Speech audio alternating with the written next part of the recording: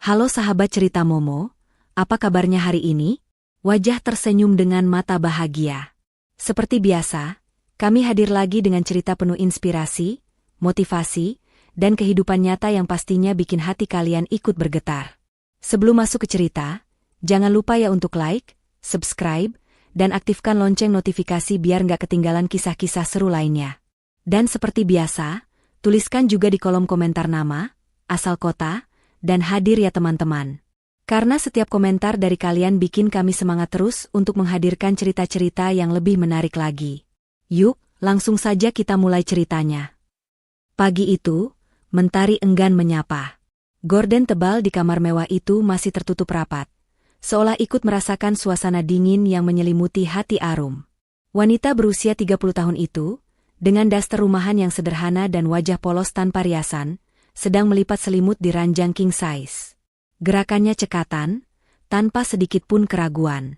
Sudah 2 tahun ia menjalani rutinitas ini, melayani suami dan ibu mertuanya di rumah yang sepi dari kehangatan. Terdengar pintu terbuka. Dito, sang suami, muncul dengan wajah masam. Kemeja mewahnya tampak rapi, kontras dengan ekspresi tak menyenangkan di wajahnya. "Kamu sudah bangun? Lama sekali," Dito berkata dengan nada dingin. "Cepat siapkan sarapan. Ibu sudah menunggu." Arum berhenti sejenak, menatap suaminya.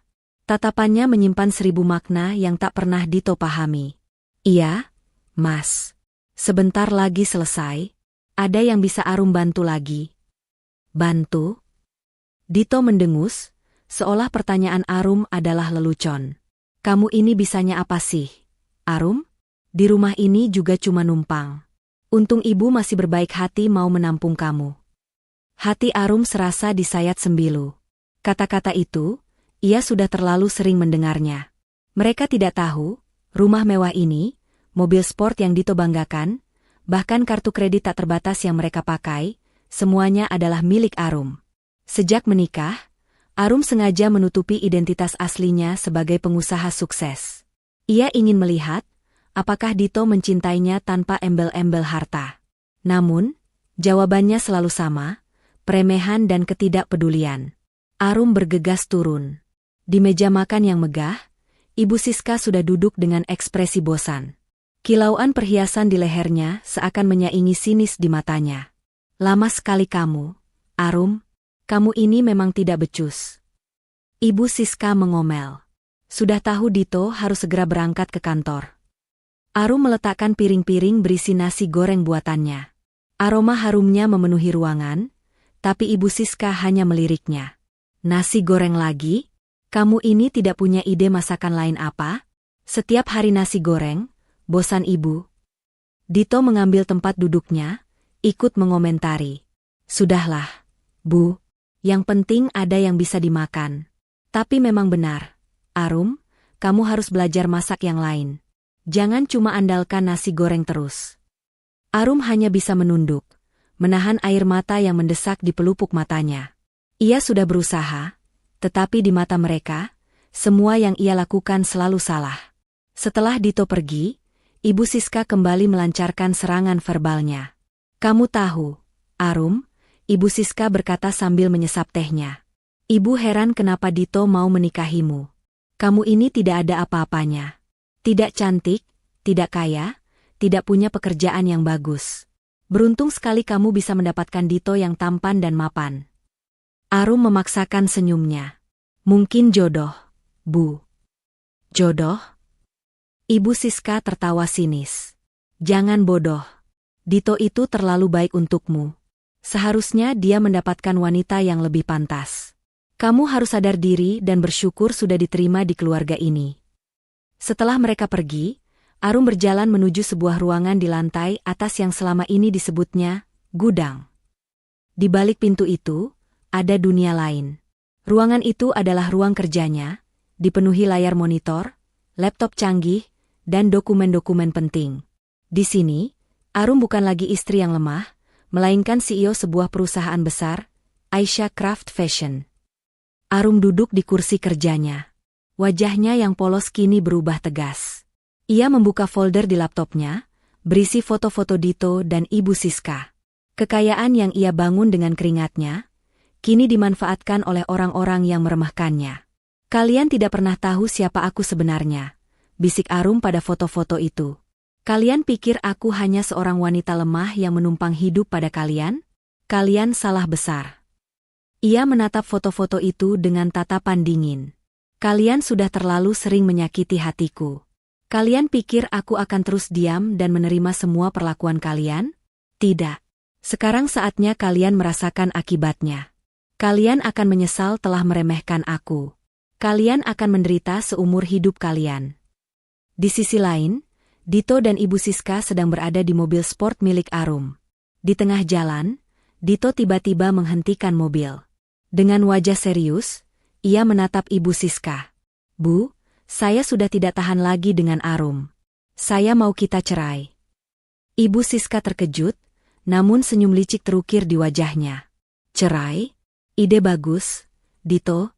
Memang seharusnya wanita seperti dia tidak pantas untukmu." Mereka tidak sadar bahwa keputusan ini adalah awal dari malapetaka yang akan menghancurkan hidup mereka.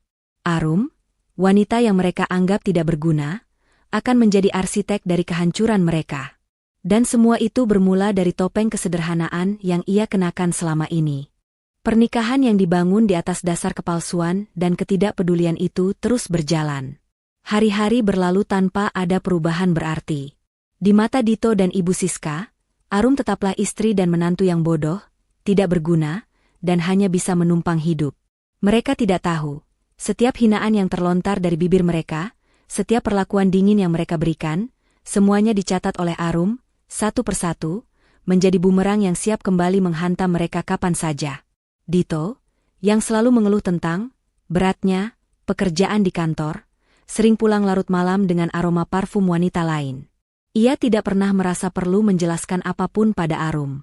Baginya, Arum hanyalah boneka yang mengisi kekosongan rumah, bukan seorang istri yang butuh perhatian dan kasih sayang. Suatu malam, Dito pulang dengan wajah lelah, terhuyung-huyung.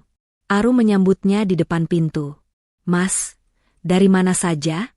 Arum khawatir, tanya Arum lembut. Dito melepaskan jasnya dan melemparkannya ke sofa. "Kamu tidak akan mengerti, Arum.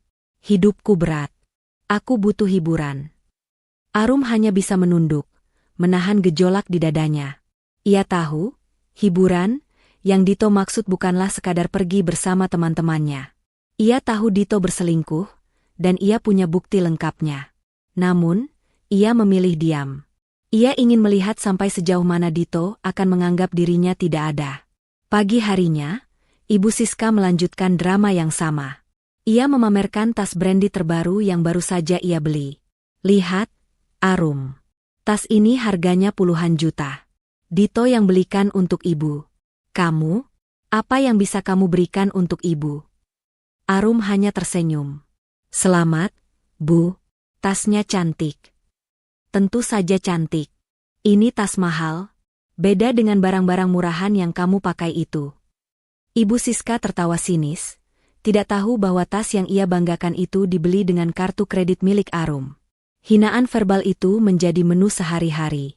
Ibu Siska sering menelepon teman-temannya di depan Arum, membicarakan kehebatan menantu teman-temannya yang kaya raya. Iya, menantu Bu Ratna itu pintar, kaya, dan punya bisnis sendiri. Kamu, bisanya cuma diam di rumah. Hati Arum terasa semakin sakit, tetapi ia terus berpura-pura, menantikan saat yang tepat untuk membalikkan keadaan. Di dalam kesendiriannya, Arum menyibukkan diri. Ia tidak pernah menjadi wanita yang pasif. Saat Dito dan Ibu Siska menghabiskan uangnya untuk hal-hal yang tidak penting, Arum justru menginvestasikan kekayaannya, membeli properti, dan mengembangkan bisnisnya hingga merambah pasar internasional. Ia bekerja keras siang dan malam, merancang produk baru, melakukan negosiasi bisnis, dan mengendalikan semua operasional perusahaannya dari ruangan rahasianya di rumah itu. Suatu hari, Dito membawa pulang seorang wanita muda nan cantik, Rina, 20-an, berpenampilan seksi dan glamor. Dito mengenalkan Rina sebagai sekretaris barunya, padahal Arum tahu, Rina adalah selingkuhan Dito. Arum tidak menunjukkan emosi apapun. Ia menyambut Rina dengan ramah, seolah-olah tidak ada yang terjadi. "Halo, Rina. Silakan duduk, kata Arum sambil tersenyum. Rina memandang Arum dari atas ke bawah, dengan tatapan merendahkan. Jadi ini istri Dito? Aku kira ya, tidak apa-apa. Dito tertawa. Dia memang begini, Rina. Sederhana, dan tidak banyak menuntut. Sederhana, atau tidak punya uang. Rina terkekeh, dan Dito ikut tertawa. Hati Arum serasa teriris, tetapi ia menahan dirinya. Ia menyiapkan minuman untuk mereka berdua, lalu kembali ke kamarnya. Ia bisa mendengar tawa mereka dari luar, tawa yang menusuk hati dan membakar amarahnya. Di dalam kamar, Arum membuka laptopnya. Ia mengecek rekening Dito dan Ibu Siska. Semuanya sudah berada di ambang batas. Semua harta yang mereka banggakan, semua utang yang mereka miliki, semua itu ada di bawah nama Arum. Ia bisa kapan saja mengambilnya. Kalian pikir aku tidak tahu apa yang kalian lakukan? Arum bergumam, air matanya menetes. Kalian pikir aku tidak punya harga diri? Air mata itu bukanlah air mata kesedihan, melainkan air mata amarah yang membakar. Ia sudah cukup bersabar. Bibit-bibit peremehan dan ketidakpedulian yang mereka tanamkan padanya, kini telah tumbuh menjadi pohon dendam yang siap untuk membalas. Ia akan menunggu hingga semuanya matang, hingga saatnya tiba untuk menunjukkan siapa dirinya yang sebenarnya. Dan saat itu, mereka akan menyesal seumur hidup. Sikap dingin Dito dan Ibu Siska, serta kehadiran Rina, membuat Arum semakin yakin. Mereka tidak mencintainya. Mereka hanya mencintai harta yang mereka kira milik mereka. Arum menyeringai, sebuah rencana besar sudah siap di kepalanya. Ia akan membuat mereka kehilangan semua yang mereka miliki, dan saat mereka sudah jatuh, ia akan muncul sebagai sosok yang selama ini mereka remehkan. Udara sore itu terasa sejuk, sebuah keheningan yang menyesakan sebelum badai besar datang. Arum duduk di kursi penumpang belakang mobil mewah, mobil yang ia beli dengan uangnya sendiri, tetapi selalu ia biarkan Dito yang mengendarainya. Di kursi depan, Dito tampak fokus menyetir, sementara Ibu Siska duduk di sampingnya, sibuk memotret pemandangan di luar. Mereka baru saja selesai berbelanja barang-barang branded di sebuah mall mewah. Kebahagiaan semu terpancar di wajah mereka, tanpa menyadari bahwa itu adalah kebahagiaan terakhir yang akan mereka rasakan dari hasil jerih payah Arum. Keheningan di dalam mobil tiba-tiba pecah. Dito menghela napas panjang, suaranya terdengar berat dan putus asa. Arum, aku sudah memikirkannya matang-matang. Dito memulai. Suaranya terdengar berbeda, lebih serius dari biasanya. Arum mengangkat kepalanya, menatap punggung Dito dari kaca spion. Ada firasat buruk yang merayap di hatinya. Aku mau kita cerai. Jantung Arum seakan berhenti berdetak. Kata-kata itu, meski sudah ia duga, tetap saja menusuk. Namun, Arum tidak menunjukkan emosi apapun. Wajahnya tetap datar, seolah ia tidak terkejut. Ibu Siska yang mendengar itu langsung menoleh ke belakang, menatap Arum dengan tatapan puas. Akhirnya Dito mengambil keputusan yang benar.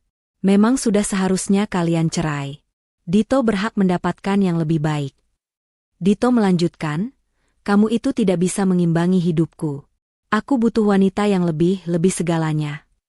Ia menoleh sekilas ke arah Arum, tatapannya kosong. Aku sudah bosan denganmu. Kita tidak punya kesamaan apapun. Kamu hanya wanita yang kuno, polos, dan tidak punya ambisi. Aku butuh seseorang yang bisa menemaniku di puncak, bukan yang hanya menunggu di rumah. Bahkan mobil ini, kamu tidak bisa membelinya. Timpal Ibu Siska dengan nada mengejek. Kamu pikir Dito selamanya akan bertahan dengan wanita miskin sepertimu? Dito itu pantas mendapatkan wanita kaya, yang sepadan dengan kekayaannya. Arum masih diam. Bibirnya terkunci rapat. Ia mengamati setiap detail ekspresi Dito dan Ibu Siska. Di mata mereka, ia melihat keangkuhan, kebahagiaan, dan kepuasan. Mereka tidak sadar, permintaan cerai itu adalah puncak dari semua yang telah mereka lakukan padanya. Ini adalah momen yang ia tunggu-tunggu, saat yang paling tepat untuk membalas dendam.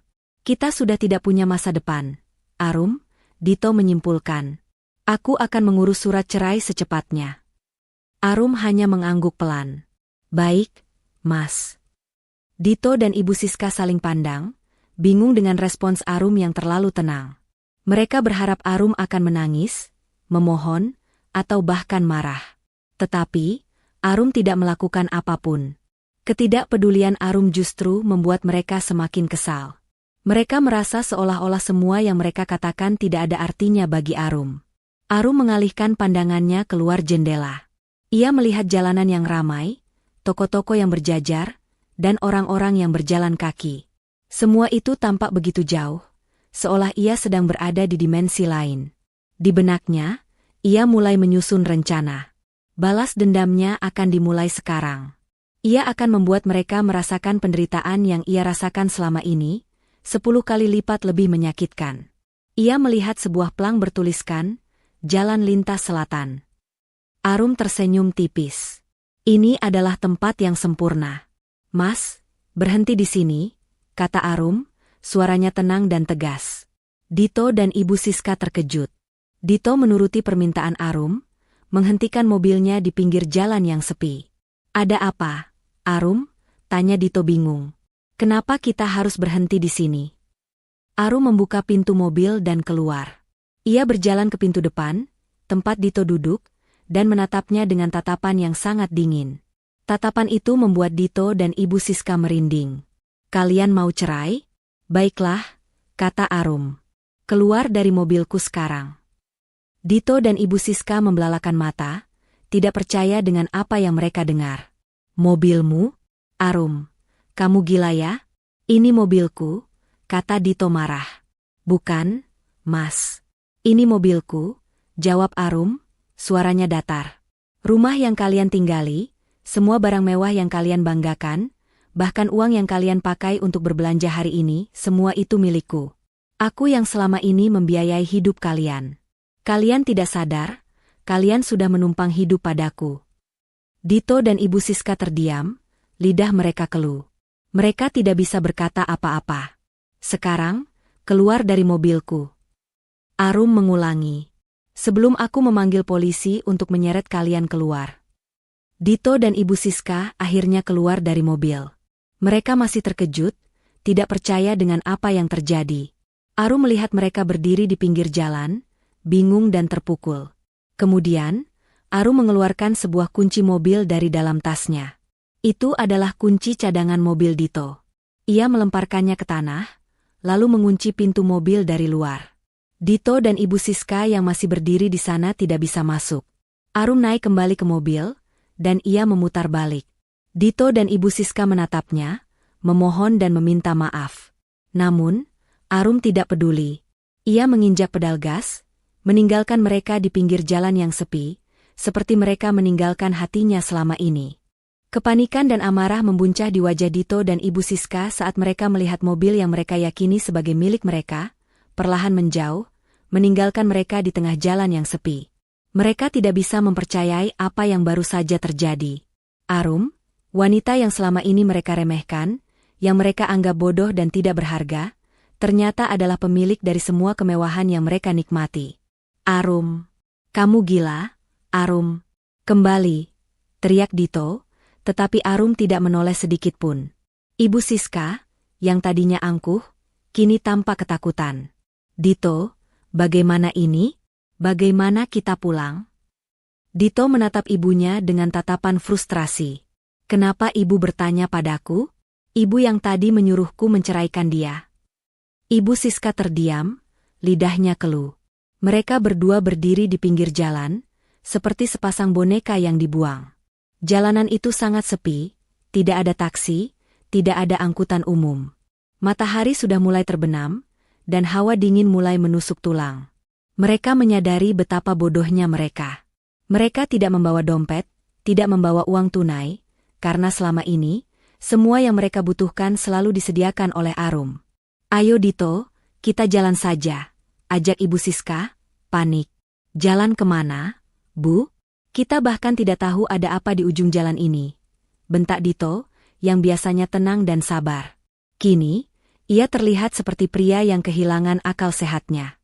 Mereka mulai berjalan, meninggalkan jejak kekalahan di atas aspal. Setiap langkah terasa berat. Mereka terus-menerus menengok ke belakang, berharap mobil Arum akan kembali, namun yang mereka lihat hanyalah jalanan kosong. Dito dan Ibu Siska yang terbiasa hidup mewah, kini harus merasakan penderitaan berjalan kaki di malam hari. Kaki Ibu Siska sudah tidak terbiasa memakai sepatu hak tinggi, dan ia mulai mengeluh kesakitan. Aduh, Dito, kaki ibu sakit. Sepertinya ibu tidak kuat lagi. Rintih Ibu Siska, air matanya menetes. Dito tidak peduli. Ia terus berjalan, memikirkan bagaimana caranya pulang. Ini semua gara-gara ibu. Ibu yang menyuruhku menceraikan Arum. Kenapa kamu menyalahkan ibu? Kamu yang ingin menceraikan Arum. Bukankah kamu yang bilang sudah bosan dengannya? Ibu Siska berteriak histeris, menyalahkan Dito.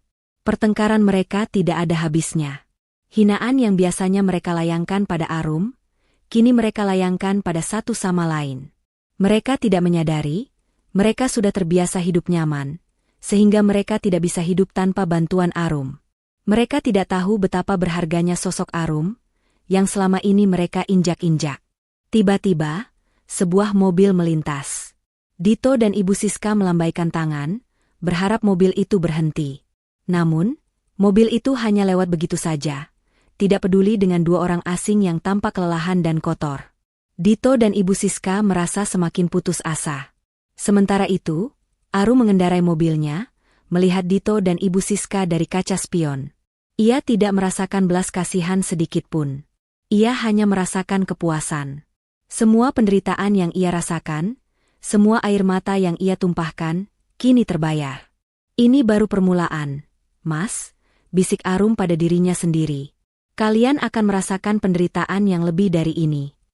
Arum menginjak pedal gas, melaju kencang, meninggalkan Dito dan Ibu Siska dalam kegelapan dan kebingungan. Mereka berdua yang biasanya sombong, kini seperti orang gila, berteriak-teriak di tengah jalan yang sepi. Di dalam mobil, Arum menghubungi Rizal. Rizal, jalankan rencana B. Ambil semua aset yang ada di rekening Dito dan Ibu Siska. Sisakan hanya cukup untuk mereka bertahan hidup selama beberapa hari. Rizal, yang setia pada Arum, mengiyakan. Ia tidak pernah suka dengan perlakuan Dito dan Ibu Siska pada Arum. Ia tahu, Arum adalah wanita yang baik dan berhati emas, yang layak mendapatkan kebahagiaan. Arum tersenyum. Malam itu, ia kembali ke rumahnya yang mewah, tetapi ia tidak merasa puas. Ini baru awal dari balas dendamnya. Ia akan membuat Dito dan Ibu Siska merasakan penderitaan yang lebih dari ini. Ia akan membuat mereka merasakan apa yang mereka lakukan padanya, dan saat itu, mereka akan menyesal telah meremehkan seorang Arum. Arum tiba di rumahnya yang mewah. Malam sudah semakin larut, dan lampu-lampu di dalam rumah tampak menyambutnya dengan hangat. Namun, kehangatan itu tidak sampai ke hatinya. Di dalam hatinya, hanya ada kehampaan dan kekecewaan yang mendalam. Ia berjalan melewati ruang tamu yang megah, menaiki tangga marmer, dan masuk ke kamarnya. Dinding-dinding kamar itu, yang tadinya terasa seperti penjara, kini terasa hampa. Arum duduk di ranjang, menatap keheningan yang menyelimutinya. Air mata yang sudah ia tahan sejak tadi akhirnya tumpah. Air mata itu bukanlah air mata kesedihan, melainkan air mata kekecewaan.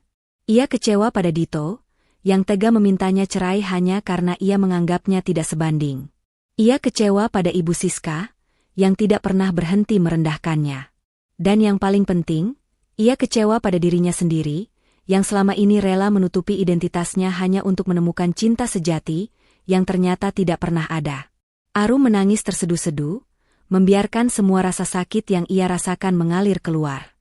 Ia mengingat kembali semua kenangan pahit yang ia lalui bersama Dito dan Ibu Siska. Hinaan, peremehan, kebohongan, dan pengkhianatan. Semuanya terasa begitu nyata, seolah baru terjadi kemarin. Ia memejamkan mata, membiarkan rasa sakit itu menghujamnya hingga ia tidak bisa merasakan apa-apa lagi. Setelah air matanya habis, Arum bangkit. Ia berjalan ke kamar mandi, membasuh wajahnya, dan menatap pantulan dirinya di cermin. Wajahnya yang tampak lelah dan polos kini memancarkan sebuah tekad yang kuat. Ia tidak akan lagi menjadi wanita yang lemah. Ia tidak akan lagi menjadi wanita yang bisa diinjak-injak. Ia akan menjadi wanita yang kuat, yang bisa membalas dendam dengan cara yang elegan. Arum mengambil ponselnya, dan ia menelepon Rizal. Suaranya terdengar dingin dan tegas. Rizal, jalankan rencana B. Semua aset yang ada di rekening Dito dan Ibu Siska, ambil semuanya. Sisakan hanya cukup untuk mereka bertahan hidup selama beberapa hari. Aku ingin mereka merasakan bagaimana rasanya hidup tanpa uang, tanpa rumah, dan tanpa bantuan siapapun. Rizal, yang setia pada Arum, mengiyakan.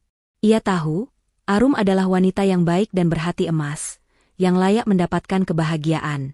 Ia juga tahu, Arum telah terluka, dan satu-satunya cara untuk menyembuhkan lukanya adalah dengan membalas dendam. Sementara itu, Dito dan Ibu Siska masih berjalan kaki di tengah kegelapan malam. Mereka sudah kelelahan, dan kaki Ibu Siska sudah tidak kuat lagi. Mereka berdua duduk di pinggir jalan, wajah mereka tampak kusam dan putus asa. Dito, bagaimana ini? Tanya Ibu Siska, suaranya parau. Kita tidak punya apa-apa lagi. Arum mengambil semuanya. Ini semua gara-gara ibu, bentak Dito, amarahnya sudah memuncak. Ibu yang menyuruhku menceraikan dia. Ibu yang selalu merendahkannya. Kenapa kamu menyalahkan ibu? Kamu yang ingin menceraikannya. Kamu yang bilang sudah bosan dengannya. Ibu Siska membalas, tak mau disalahkan. Mereka terus bertengkar, menyalahkan satu sama lain. Mereka tidak menyadari, mereka sudah terbiasa hidup nyaman, sehingga mereka tidak bisa hidup tanpa bantuan Arum. Mereka tidak tahu betapa berharganya sosok Arum, yang selama ini mereka injak-injak. Tiba-tiba, sebuah mobil melintas. Dito dan Ibu Siska melambaikan tangan, berharap mobil itu berhenti. Namun, mobil itu hanya lewat begitu saja, tidak peduli dengan dua orang asing yang tampak kelelahan dan kotor. Dito dan Ibu Siska merasa semakin putus asa. Di sisi lain, Arum, yang sudah membulatkan tekadnya, memulai hidup baru. Ia tidak lagi peduli dengan apa yang akan terjadi pada Dito dan Ibu Siska. Ia hanya peduli dengan dirinya sendiri. Ia akan membangun kembali hidupnya, dan ia akan memastikan bahwa ia tidak akan pernah lagi direndahkan. Arum tahu, balas dendamnya tidak akan mudah. Dito dan Ibu Siska akan melakukan apa saja untuk mendapatkan kembali apa yang telah mereka hilangkan. Mereka akan mencoba merusak reputasinya, merusak bisnisnya, dan bahkan mencoba mencelakainya. Namun, Arum tidak takut. Ia sudah bersiap untuk menghadapi semua itu. Ia akan membuat Dito dan Ibu Siska menyesal telah meremehkannya. Ia akan membuat mereka menderita seumur hidup mereka. Pagi itu, di sebuah gedung perkantoran megah di pusat kota, Arum duduk di singgasana miliknya. Wajahnya yang dulu polos kini memancarkan aura dingin dan berkuasa. Ia tidak lagi memakai daster rumahan, melainkan setelan jas desainer yang elegan dan mahal. Di depannya, Rizal, asisten pribadinya yang setia, berdiri dengan tatapan hormat. Rizal, bagaimana dengan rencana yang kita siapkan? Tanya Arum, suaranya tenang, tetapi terdengar penuh otoritas. Semua sudah siap, Nyonya, jawab Rizal. Tim sudah menunggu instruksi Anda. Kita akan mulai menyerang bisnis mereka dari segala arah. Arum tersenyum tipis. Bagus. Aku ingin mereka merasakan bagaimana rasanya kehilangan segalanya. Aku ingin mereka tahu bahwa mereka telah membuat kesalahan besar. Rencana Arum berjalan dengan mulus.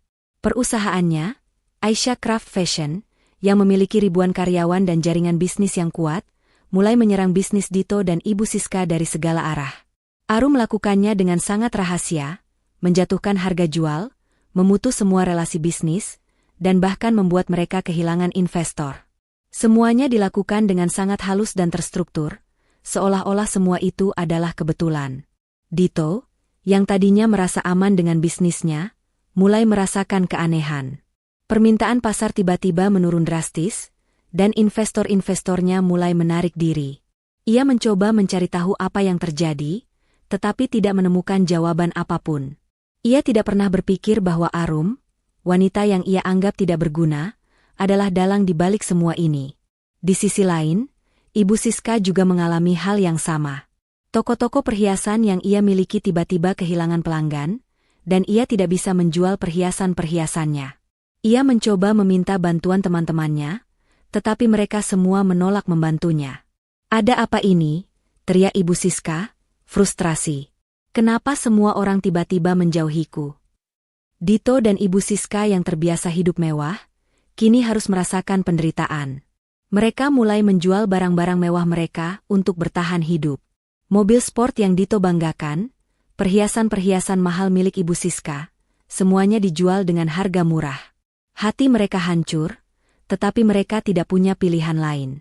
Mereka masih tidak tahu bahwa semua ini adalah ulah Arum. Suatu malam, Dito dan Ibu Siska duduk di ruang tamu yang kini kosong. Tidak ada lagi furnitur mahal, tidak ada lagi barang-barang mewah. Yang ada hanyalah sebuah sofa tua dan meja kopi. Mereka berdua terdiam, memikirkan apa yang salah dalam hidup mereka. Kenapa semua ini bisa terjadi? Tanya Dito, suaranya parau. Ini semua karma, jawab Ibu Siska. Pasti ini karma karena kita memperlakukan Arum dengan buruk. Karma? Ibu percaya karma? Dito tertawa sinis. Ibu yang selalu merendahkan dia. Ibu yang menyuruhku menceraikannya. Dito, teriak Ibu Siska, amarahnya memuncak.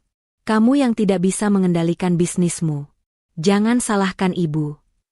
Mereka terus bertengkar, menyalahkan satu sama lain.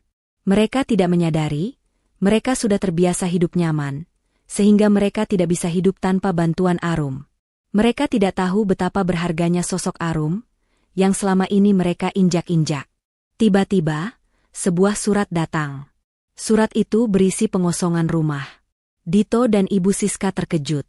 Mereka tidak punya uang untuk membayar sewa, dan mereka harus keluar dari rumah itu.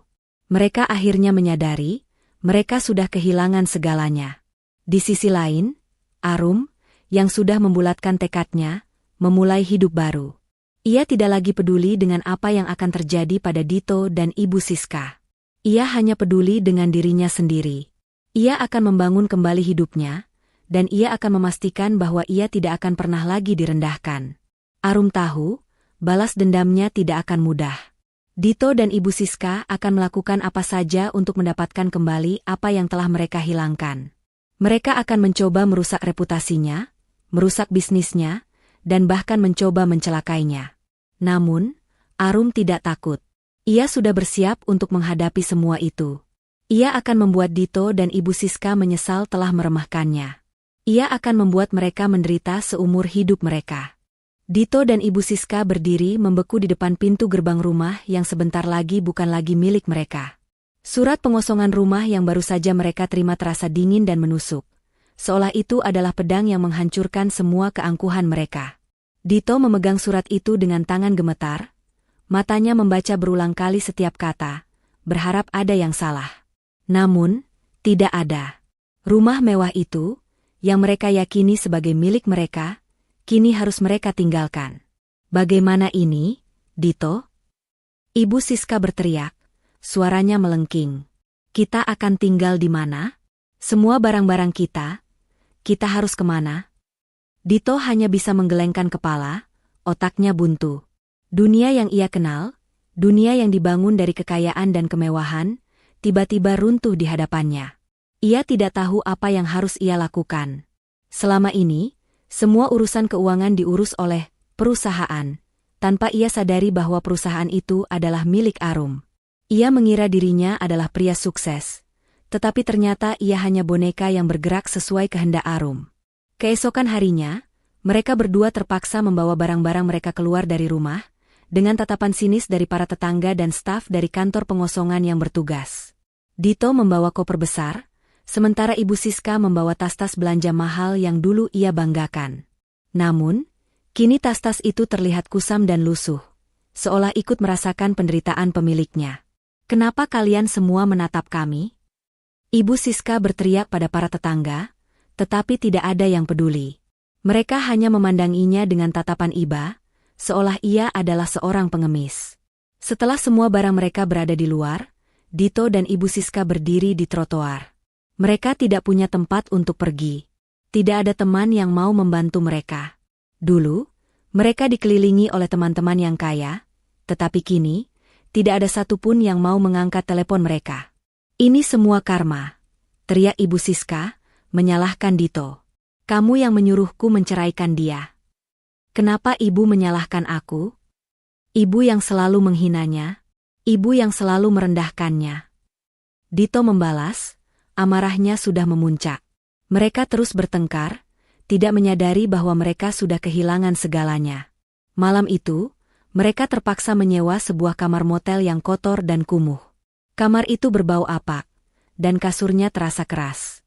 Dito dan Ibu Siska yang terbiasa tidur di ranjang empuk, tidak bisa tidur semalaman. Mereka hanya bisa saling menatap, menyadari betapa jauhnya mereka dari kehidupan mereka yang dulu. Keesokan harinya, Dito mencoba mencari pekerjaan. Ia mendatangi perusahaan-perusahaan besar, tetapi tidak ada satupun yang mau menerimanya. Reputasinya sudah hancur. Nama baiknya sudah dicoreng. Ia tidak tahu siapa yang melakukan ini, tetapi ia tahu, ini semua adalah ulah seseorang yang ingin menghancurkannya. Di sisi lain, Ibu Siska mencoba menjual perhiasan-perhiasannya. Ia mendatangi toko-toko perhiasan, tetapi mereka semua menolak membeli perhiasannya. Maaf, Bu. Perhiasan ini sudah terlalu tua. Kami tidak bisa membelinya, kata seorang penjual. Ibu Siska frustrasi. Ia mencoba menjual perhiasan itu di media sosial, tetapi tidak ada yang mau membelinya. Mereka tidak tahu, perhiasan-perhiasan itu adalah barang-barang imitasi yang dibeli oleh Arum. Arum sengaja membeli perhiasan palsu untuk mereka, agar mereka tidak bisa menjualnya jika mereka bangkrut. Suatu malam, Dito pulang dengan wajah putus asa. Ia tidak bisa menemukan pekerjaan. Ia tidak punya uang sepeser pun. Bu, kita harus bagaimana? Tanyanya, suaranya parau. Kita harus mencari Arum, jawab Ibu Siska. Dia pasti tahu siapa yang melakukan ini. Dito menggelengkan kepala. Tidak, Bu. Arum sudah menghilang. Dia tidak bisa dihubungi. Mereka berdua terdiam, menyadari bahwa mereka sudah benar-benar sendirian. Mereka tidak punya siapapun untuk dimintai bantuan. Mereka tidak punya siapapun untuk dimintai belas kasihan. Di sisi lain, Arum sedang duduk di ruang kerjanya yang mewah, memantau pergerakan Dito dan Ibu Siska dari kamera pengawas yang terpasang di seluruh kota. Ia melihat mereka berjalan kaki di pinggir jalan, tidur di motel kumuh, dan mencoba menjual barang-barang mereka. Hatinya tidak merasakan belas kasihan sedikit pun. Ia hanya merasakan kepuasan. Kalian tidak akan pernah tahu, Mas, bisik Arum, menatap layar monitor. Ini semua baru permulaan. Arum mengendalikan semua media, semua bank, dan semua perusahaan. Ia memastikan tidak ada satupun pintu yang terbuka untuk Dito dan Ibu Siska. Ia akan membuat mereka merasakan penderitaan yang ia rasakan selama ini, 10 kali lipat lebih menyakitkan. Suatu hari, Dito mendapat panggilan telepon dari seorang pria bernama Rizal. Halo, Dito. Saya Rizal, asisten Nyonya Arum. Dito terkejut. Rizal? Di mana Arum? Katakan padaku di mana dia.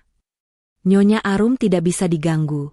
Tapi, beliau mengutus saya untuk menawarkan sebuah pekerjaan kepada Anda, kata Rizal. Dito dan Ibu Siska saling pandang, mata mereka berbinar-binar. Ini adalah kesempatan mereka untuk bangkit. Mereka tidak peduli dengan Arum. Yang penting, mereka bisa mendapatkan pekerjaan. Mereka mendatangi kantor yang Rizal katakan. Kantor itu tampak mewah, dan mereka merasa seperti kembali ke kehidupan mereka yang dulu. Mereka disambut oleh Rizal, yang membawa mereka ke sebuah ruangan. Di dalam ruangan itu, ada sebuah layar monitor besar. Tiba-tiba, layar monitor itu menyala, menampilkan wajah Arum.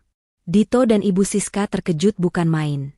Arum duduk di singgasana megah, memakai jas desainer, dan menatap mereka dengan tatapan dingin. Kalian terkejut? Tanya Arum, suaranya tenang. Kalian pikir aku tidak bisa dihubungi? Kalian pikir aku menghilang begitu saja? Dito tidak bisa berkata apa-apa. Ia hanya bisa menatap Arum, matanya penuh dengan ketidakpercayaan. Aku yang selama ini mengendalikan semuanya. Mas, kata Arum. Aku yang membuatmu bangkrut. Aku yang membuat ibu tidak bisa menjual perhiasannya. Aku yang membuat kalian tidak punya tempat tinggal. Dan aku yang akan membuat kalian menderita seumur hidup kalian. Air mata Dito menetes. Arum, kenapa kamu tega? Aku tega? Arum tertawa, tawa yang terdengar dingin dan penuh dengan kepedihan. Kalian yang tega. Kalian yang membuatku menderita. Kalian yang membuatku menjadi seperti ini. Sekarang, kalian akan merasakan apa yang aku rasakan. Dito dan Ibu Siska bersujud di kaki Arum, memohon maaf. Mereka menyesali semua perkataan dan perbuatan mereka. Namun, Arum tidak peduli. Ia sudah terlalu lelah dengan semua sandiwara ini. Maaf? Kalian pikir maaf saja cukup? Tanya Arum, suaranya terdengar dingin dan menusuk. Tidak. Maaf tidak akan mengembalikan semua yang telah kalian hancurkan. Arum mematikan layar monitor, meninggalkan Dito dan Ibu Siska dalam kebingungan dan keputusasaan. Mereka berdua terdiam, menyadari bahwa mereka sudah benar-benar kehilangan segalanya. Kepanikan dan kebingungan Dito dan Ibu Siska semakin memuncak. Mereka ditinggalkan di ruangan itu, dengan layar monitor yang kini kembali mati, hanya menyisakan kegelapan dan keheningan yang menyesakan. Suara Arum yang tenang namun menusuk, kata-kata yang ia ucapkan dengan dingin, semua itu masih terngiang-ngiang di telinga mereka. Mereka tidak bisa percaya bahwa Arum, wanita sederhana yang selama ini mereka remehkan, adalah orang yang telah menghancurkan hidup mereka. Dito memukul meja dengan frustrasi, sementara Ibu Siska menangis terseduh-seduh. Ini tidak mungkin, tidak mungkin. Bisik Ibu Siska, wajahnya pucat. Bagaimana bisa? Dia hanya Arum. Dia bukan Arum yang kita kenal. Bu, kata Dito, suaranya parau. Dia adalah orang yang sama sekali berbeda. Mereka mencoba menghubungi Rizal, tetapi ponselnya tidak aktif. Mereka mencoba mencari tahu di mana Arum berada, tetapi tidak ada yang tahu. Mereka seperti sepasang orang gila, berjalan di jalanan, mencari jawaban, tetapi tidak ada yang bisa mereka temukan. Mereka tidak tahu, Arum sedang mengamati mereka dari jauh, dari kantornya yang mewah, dengan senyum puas di wajahnya. Waktu berlalu, dan Dito dan Ibu Siska semakin menderita. Mereka harus bekerja keras untuk mendapatkan uang. Dito menjadi kuli bangunan, dan Ibu Siska menjadi pembersih toilet. Tangan-tangan mereka yang terbiasa memegang uang dan barang-barang mewah, kini harus kotor karena bekerja keras. Mereka makan dari sisa-sisa makanan, dan tidur di kamar kos yang kumuh. Mereka tidak bisa membayangkan bahwa hidup mereka akan berakhir seperti ini. Suatu malam, saat Dito dan Ibu Siska sedang makan di sebuah warung makan, mereka melihat sebuah iklan di televisi. Iklan itu menampilkan seorang wanita yang mengenakan gaun mewah, berjalan di atas karpet merah. Wajahnya tampak cantik dan elegan, tetapi tatapannya dingin. Dito dan Ibu Siska membelalakan mata, tidak bisa percaya dengan apa yang mereka lihat. Wanita itu adalah Arum. Arum itu Arum, teriak Ibu Siska. Dia bukan Arum. Dito membantah. Itu pasti orang lain yang mirip dengan dia. Tetapi, hati kecil mereka tahu, wanita itu adalah Arum. Suara wanita itu yang terdengar dari televisi, terdengar sangat familiar di telinga mereka. Saya Arum, CEO Aisyah Craft Fashion. Saya bangga dengan produk-produk saya, yang dibuat dengan cinta dan dedikasi, kata wanita itu, yang tidak lain adalah Arum. Keesokan harinya, Dito dan Ibu Siska yang sudah menderita datang sebagai tamu undangan di sebuah acara besar. Mereka melihat banyak orang-orang penting, pengusaha-pengusaha sukses, dan artis-artis ternama. Mereka merasa tidak pantas berada di sana, tetapi mereka tetap masuk, berharap bisa menemukan Arum. Di tengah acara, seorang wanita naik ke atas panggung. Semua mata tertuju padanya. Wanita itu adalah Arum. Ia mengenakan gaun mewah, rambutnya diikat rapi, dan wajahnya tampak bersinar.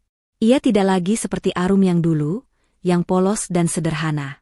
Ia tampak seperti seorang ratu, yang siap menguasai dunia. Selamat datang di acara malam ini, kata Arum, suaranya terdengar dingin dan berkuasa. Saya bangga bisa berada di sini bersama kalian, orang-orang yang telah mendukung saya. Dito dan Ibu Siska terdiam, lidah mereka keluh. Mereka tidak bisa berkata apa-apa. Mereka hanya bisa menatap Arum, matanya penuh dengan ketidakpercayaan. Mereka tidak menyadari, mereka sudah berada di acara yang Arum selenggarakan untuk mengumumkan identitas aslinya. Setelah acara selesai, Dito dan Ibu Siska menunggu di belakang panggung. Arum berjalan ke arah mereka, wajahnya tanpa ekspresi. Dito dan Ibu Siska bersujud di kaki Arum, memohon maaf dan meminta belas kasihan. "Arum, maafkan kami," kata Dito, suaranya parau. Kami tidak tahu kalau kamu pemilik perusahaan ini. Kami menyesal." "Arum," timpal Ibu Siska, air matanya menetes. "Kami mohon, kembalikan semua yang telah kami punya." Arum menatap mereka dengan tatapan dingin. "Kalian pikir maaf saja cukup?" tanyanya. "Kalian pikir maaf saja bisa mengembalikan semua yang telah kalian hancurkan?" Dito dan Ibu Siska terdiam, tidak bisa berkata apa-apa. Mereka hanya bisa menunduk. Wajah mereka dipenuhi dengan rasa malu dan penyesalan. "Kalian tidak pernah tahu, Mas," kata Arum. "Aku rela menutupi identitasku, hanya untuk menemukan cinta sejati. Tapi apa yang aku dapatkan? Hinaan, peremehan, dan pengkhianatan. Kalian pikir aku akan melupakan itu semua?" Dito dan Ibu Siska tidak bisa berkata apa-apa. Mereka hanya bisa menangis, menyadari betapa bodohnya mereka. Mereka telah menginjak-injak berlian, dan mereka telah membuang permata yang paling berharga di dunia ini. Arum tersenyum tipis. "Sekarang, kalian akan merasakan penderitaan yang aku rasakan. Kalian akan merasakan bagaimana rasanya kehilangan segalanya." Dito dan Ibu Siska tidak bisa berkata apa-apa. Mereka hanya bisa menunduk. Wajah mereka dipenuhi dengan rasa malu dan penyesalan. Mereka telah menginjak-injak berlian, dan mereka telah membuang permata yang paling berharga di dunia ini. Tentu, ini kelanjutan cerita bab 9 dengan gaya seperti sinetron. Bab 9, penyesalan dan permohonan maaf yang tulus. Malam itu, Dito dan Ibu Siska kembali ke kamar motel mereka yang kumuh. Tubuh mereka terasa lelah, tetapi hati mereka terasa lebih lelah lagi. Kata-kata Arum masih terngiang-ngiang di telinga mereka, menusuk hingga ke tulang. Mereka tidak bisa lagi menyangkal. Arum, wanita yang selama ini mereka anggap tidak berguna, adalah arsitek di balik semua penderitaan yang mereka rasakan. Ibu Siska menangis terseduh-seduh, memeluk bantal kotor. "Bagaimana bisa, Dito? Bagaimana bisa kita sebodoh ini? Kita membuang permata demi sampah." Dito tidak berkata apa-apa. Ia hanya duduk di tepi ranjang, menunduk, menatap lantai yang kotor. Hatinya hancur. Bukan karena ia kehilangan uang dan kemewahan, tetapi karena ia menyadari, ia telah kehilangan Arum.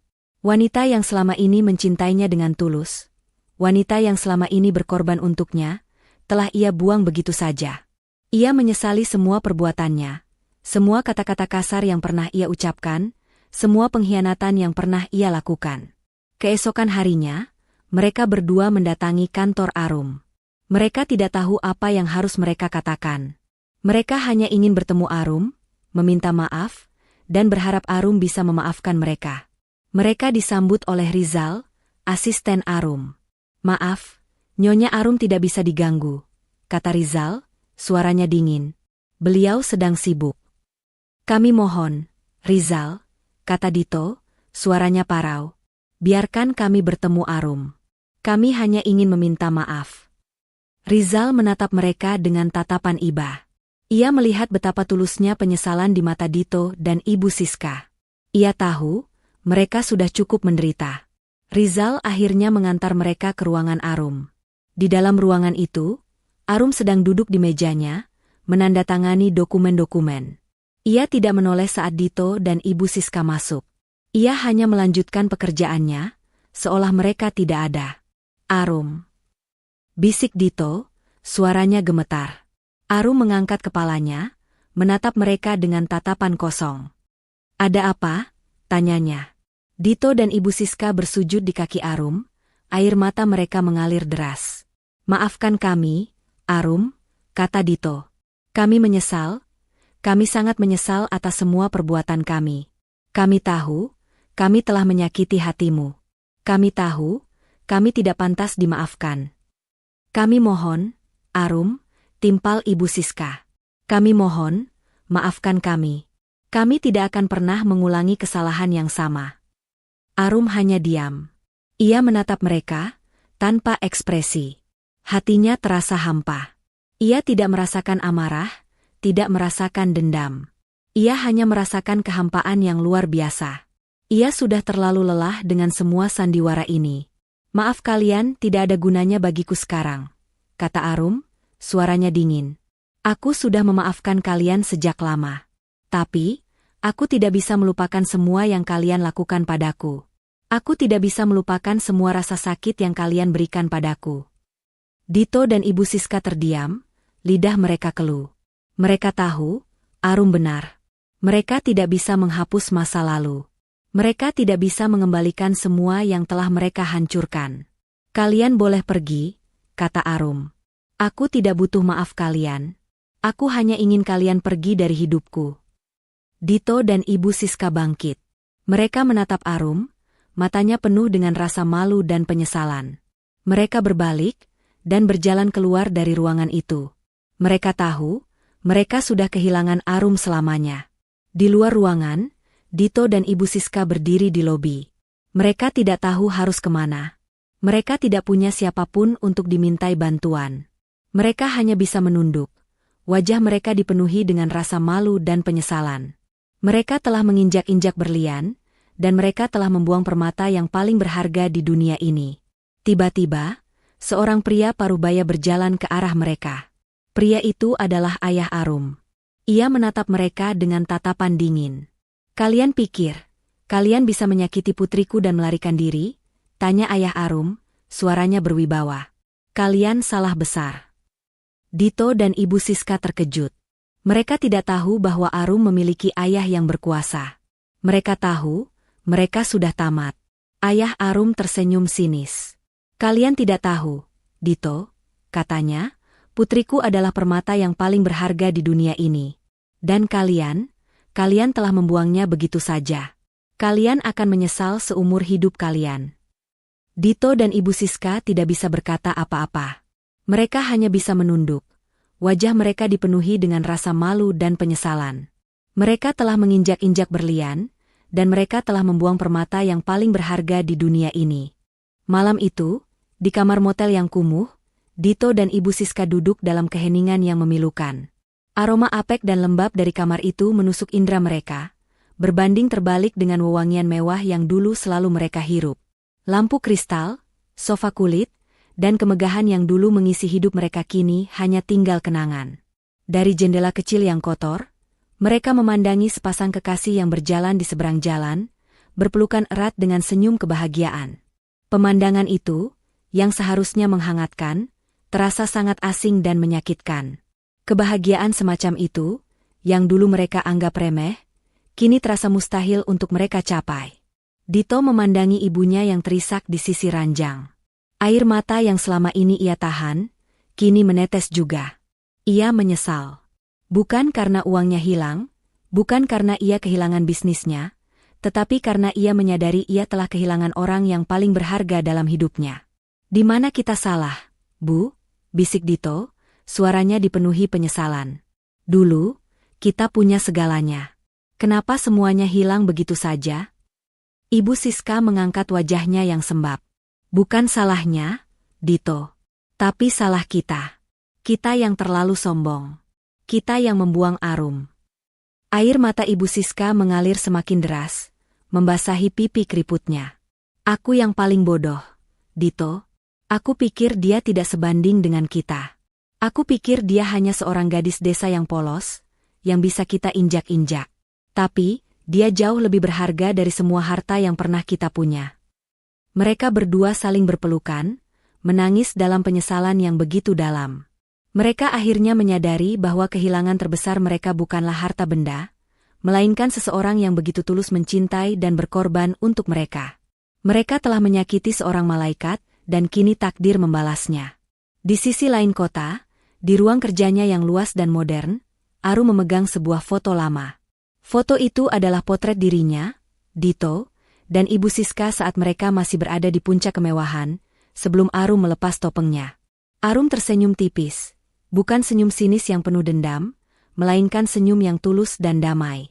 Ia tidak lagi merasakan amarah atau kebencian. Hatinya telah bersih dari beban yang dulu ia bawa.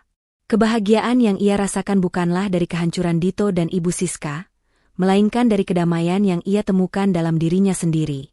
Ia menyadari, balas dendam ini bukanlah untuk membalas dendam. Balas dendam ini adalah untuk membebaskannya dari masa lalu. Tiba-tiba, pintu ruangannya diketuk. Rizal masuk, memberitahu Arum bahwa Dito dan Ibu Siska datang untuk menemuinya. Mereka membawa sebuah kotak yang terbungkus rapi. Arum mengangguk, mempersilakan mereka masuk. Dito dan Ibu Siska berjalan dengan pakaian lusuh dan wajah kotor. Tatapan mereka dipenuhi dengan rasa malu dan penyesalan. Mereka meletakkan kotak itu di atas meja Arum. Arum, ini adalah hadiah terakhir kami untukmu, ujar Dito dengan suara bergetar. Arum membuka kotak itu. Di dalamnya, terbaring sebuah cincin pernikahan. Cincin yang Dito berikan padanya, yang dulu ia buang, kini kembali di tangannya. Arum tersenyum. Kenapa kalian mengembalikan ini? Tanyanya. Ibu Siska terisak, menatap cincin itu dengan air mata membasahi pipinya. Kami tidak pantas menyimpannya, Arum. Cincin itu adalah simbol cinta yang seharusnya ada di antara kalian. Dan kami telah menghancurkannya. Dito menunduk. Kami ingin kamu bahagia, Arum. Kami ingin kamu menemukan orang yang pantas untukmu. Arum menatap mereka, melihat kejujuran dan ketulusan di mata mereka. Ia tahu, mereka sudah cukup menderita. Ia bangkit dari kursinya dan berjalan mendekati mereka. Aku sudah memaafkan kalian, ucapnya lembut. Tapi, aku tidak bisa melupakan semua yang kalian lakukan padaku. Aku tidak bisa melupakan semua rasa sakit yang kalian berikan. Dito dan Ibu Siska terdiam. Mereka tahu Arum benar. Masa lalu tidak bisa dihapus. Dendam, kebencian, dan penderitaan tidak akan membawa kebahagiaan. Aku sudah terlalu lelah dengan semua ini, lanjut Arum. Aku hanya ingin melanjutkan hidupku, dan melupakan semua yang telah terjadi. Arum mengeluarkan sebuah amplop dari sakunya. Ini adalah uang yang kalian butuhkan, katanya sambil menyodorkan amplop itu pada Dito. Gunakan ini untuk memulai hidup baru. Dan jangan pernah mengulangi kesalahan yang sama. Dito dan Ibu Siska terkejut, tidak percaya. Kenapa? Tanya Dito dengan suara gemetar. Kenapa kamu melakukan ini, Arum? Arum tersenyum. Karena balas dendam terbaik adalah memaafkan dan melanjutkan hidup, jawabnya. Aku tidak ingin kalian menderita selamanya. Aku ingin kalian bahagia. Dito dan Ibu Siska tidak bisa menahan tangisnya lagi. Mereka memeluk Arum, menyadari bahwa mereka telah mendapatkan keajaiban dan kesempatan kedua.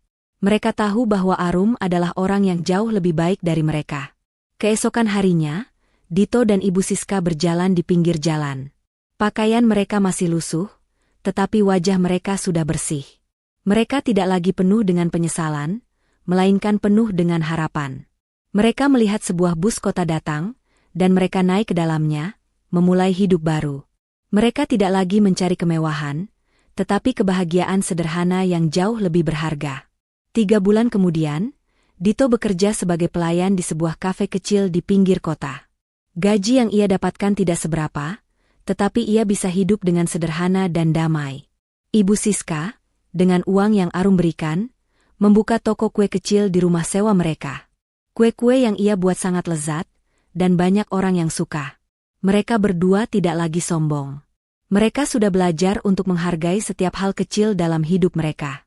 Mereka juga sering menyisihkan sedikit uang untuk disumbangkan kepada orang-orang yang membutuhkan. Mereka sadar bahwa kebahagiaan sejati bukanlah tentang seberapa banyak uang yang mereka miliki, tetapi tentang seberapa banyak cinta yang mereka berikan. Suatu hari, Arum datang ke kafe Dito. Ia mengenakan pakaian kasual, dan wajahnya dipenuhi dengan senyum. Dito terkejut melihat Arum. Ia tidak menyangka Arum akan datang ke kafe kecilnya. Arum, bisik Dito. Kenapa kamu ada di sini? Arum tersenyum. Aku hanya ingin melihat bagaimana kalian, katanya, dan aku senang melihat kalian bahagia. Dito tidak bisa menahan air matanya. Semua ini berkat kamu, Arum. Kami berterima kasih banyak. Arum hanya tersenyum. Ia membeli secangkir kopi, dan ia duduk di salah satu meja. Dito melayaninya dengan ramah. Mereka tidak berkata apa-apa lagi. Mereka hanya menikmati keheningan, yang terasa penuh dengan kedamaian dan ketenangan. Pada akhirnya, Aru mendapatkan keadilan yang ia inginkan. Ia tidak hanya mendapatkan kembali semua yang telah ia hilangkan, tetapi juga mendapatkan kedamaian dalam hatinya. Ia membuktikan bahwa kebaikan akan selalu menang, dan kejahatan akan selalu dikalahkan. Pesan moral dari cerita ini adalah jangan pernah meremehkan seseorang, karena kamu tidak pernah tahu siapa mereka sebenarnya. Dan jangan pernah membalas dendam dengan kebencian, karena kebencian hanya akan melahirkan kebencian. Balas dendam terbaik adalah memaafkan dan melanjutkan hidup.